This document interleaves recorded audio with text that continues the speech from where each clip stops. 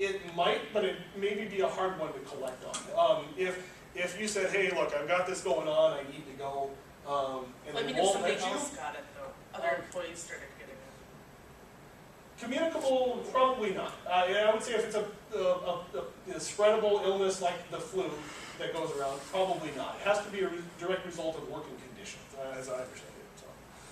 So, you had one? You said people can have go through an insurance company or have their own fund. If you had your own small business, would you just have your own fund? Do most people? Most choose to buy the work comp because knowing that they're required to pay the first $100,000 of bills if something happens, they can go out depending on the job. But let's say, take my office. There's 5 of us, and we all work pretty much desk jobs. We go out now and then. We go to farms now and then and things like that. So there's some risk in our job, but not a lot. And we pay like $1,300 a year for our workers' compensation insurance. Now, all the years the policy's been there, we've collected one time, and that was a fairly small injury to an employee who was moving snow.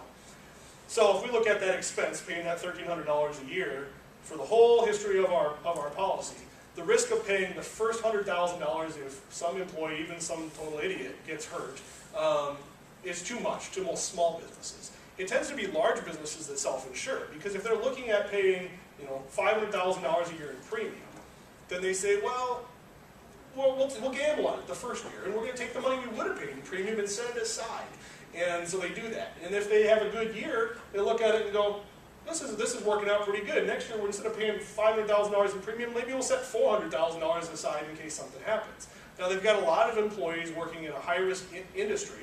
They're going to have claims. But I believe, and I don't work with them on a professional basis, but I believe Trail King here in town is self-insured. And by doing that, they can also expand beyond what a normal insurance policy would. So if they, I believe they still have where a nurse comes out and cares for certain employees that are injured on the premises. So if you have a slight injury, maybe you get a cut, you need some stitches. They have a nurse come out there while you're working, you stop working, go see the nurse, she'll check your stitches, make sure you're okay. And they do that because they can hire the nurse cheaper than having you go to the clinic to have it done.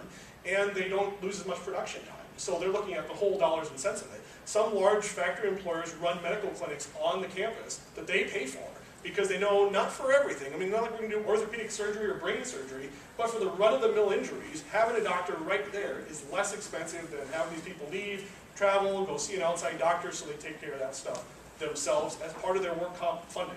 So that's kind of the self-insurance idea there. Okay, farming comes up a lot in construction. We'll cover both of those real quick. In South Dakota, as a farmer, you're not required to carry workers' compensation insurance. That doesn't mean you're not on the hook if somebody gets hurt. So very, very few farmers carry work comp at all. We work with a lot of farms, and I think we have 2 of the farms that we work with that carry a work comp policy. Very uncommon, because they all say, well, I'm not required to, I don't have to. And that's technically factually accurate. But if they get hurt while they're working for you, those employees, you still may potentially owe them, because if you were negligent, you're on the hook for the bill.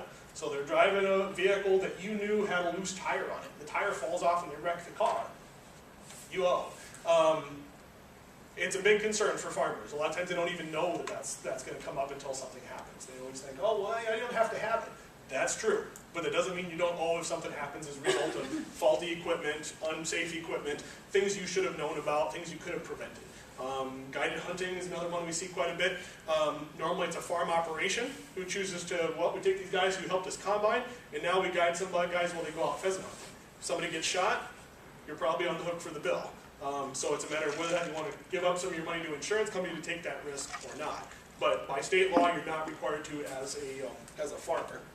Well, when farmers' property insurance or homeowners insurance covered also though? It's not employer liability, so it's personal liability. So if I come onto their land and I'm hunting and I get shot, I'm not their employee, then their liability insurance is going to cover for my injuries if I get shot, potentially. But if I'm their employee, farm insurance isn't necessarily business insurance. There are some ways to add small amounts of coverage under farm insurance for injuries like that, but generally it's either $5,000 or $10,000, not in the range of $100,000 or $200,000, that kind of thing. Also, I couldn't get enough of these from the state, but the state of South Dakota puts out these little pink booklets every year. Very good to get a hold of if you're ever a business owner. I always point out domestic servants. If you have a maid, do you have to carry work comp on them? I don't know, everybody goes, yeah, who has a maid? It's surprising anymore how many people have maids. A lot of people have somebody comes in once a week, cleans their house. So yeah, there you go. You know, she has a maid. Do you have work comp on her? No. No?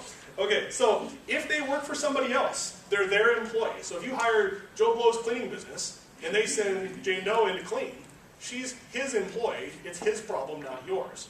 If instead you hired them and said, I'll pay you every week to come to my house and clean for so many hours and so many dollars, they've now become your employee. South Dakota gives an exemption that says, if you work more than 20 hours in a week, and for more than 6 weeks in a 13-week period. So they have to be more than 20 hours a week in your house before you're required to cover them. But again, if they get hurt and they're your employee, you might owe them for what happens. So keep that in mind. The other one, construction. We get a lot of guys, 2-3 guys get together, they go to Mitchell Tech for school, they learn how to build houses, they come out, they need jobs, and they decide, well, we're going to build houses on our own, start our own business. We'll do roofing, we'll do bathrooms, garages, decks, those kinds of things. So we're going to start a business.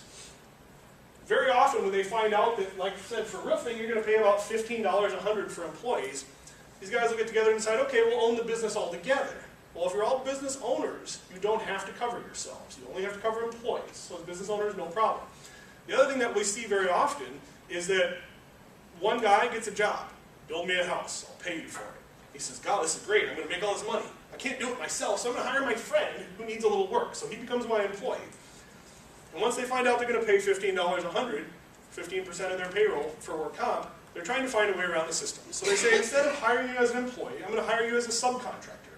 And that works. Very, very many businesses, including Microsoft, hire large amounts of subcontractors. And instead of saying, you're our employee, help us write code, they say, you're a subcontractor, help us write code. We'll give you so many dollars, but we're not providing you any benefits.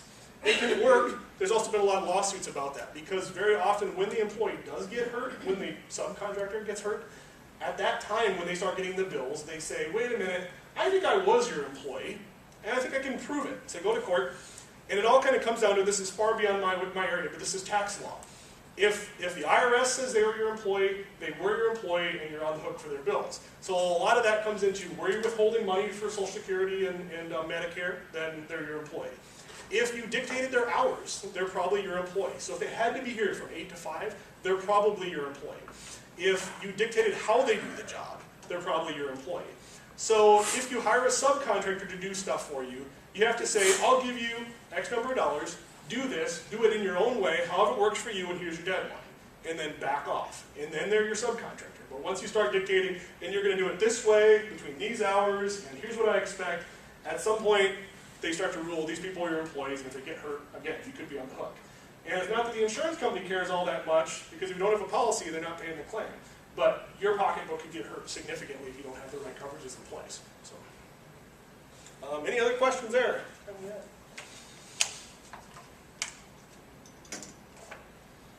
I hired someone to build me a doghouse, and Good I question. get hurt in the process. Am I liable if he cuts off the finger? If they run their own professional business doing that kind of work, No, he doesn't. if they do, then you hire them like if you hired a plumber to come in and fix your toilet, and it's not your problem. You hired a subcontractor. If they don't run a business doing it, then very likely they became your employee, and then you could be on the hook for the, Really? yeah. Can you sign something that's You're okay.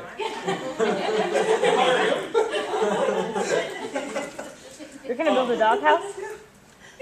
Wait, what? You brought up a good question, because they signed something. It never hurts to try to get something signed that says, if this happens, I'm not going to hold you liable. However, the insurance industry says they're kind of worthless. The only way they work is if you can convince him when he gets hurt that